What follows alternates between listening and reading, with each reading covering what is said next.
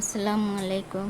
দেখেন আমার খামারের গরুগুলো কি সুন্দরভাবে বিশ্রাম নিচ্ছে। গরুর সুস্থতা, উৎপাদনশীলতা এবং স্বাভাবিক আচরণ বজায় রাখতে বিশ্রাম খুবই গুরুত্বপূর্ণ। গরু প্রতিদিন গড়ে 10 থেকে 14 ঘন্টা শুয়ে বিশ্রাম নেয়। বিশ্রামের মাধ্যমে শরীরের ক্লান্তি দূর হয় এবং শক্তি ফিরে পায়। গবেষণায় দেখা গেছে যেসব গরু বেশি সময় আরামে শোয় তাদের দুধ উৎপাদন তুলনামূলকভাবে বেশি হয়, ফলে স্তন্য গ্রন্থিতে দুধ জমা হয়। গরু জাবর কাটে সাধারণত শুয়ে থেকে। জাবর কাটার মাধ্যমে খাবার ভালোভাবে হজম হয় এবং পুষ্টি গ্রহণ সহজ হয়।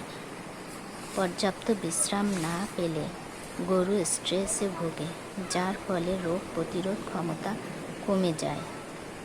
আরামে বিশ্রাম করলে খুর, পা ও শরীর সুস্থ থাকে।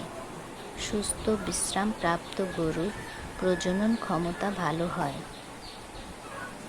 দুধ ও বাচ্চা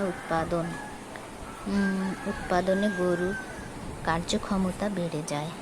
তাই খামারে গরুকে পরিষ্কার, শুকনো ও নরম বিছানা দেওয়া উচিত, যাতে তারা পর্যাপ্ত বিশ্রাম নিতে পারে।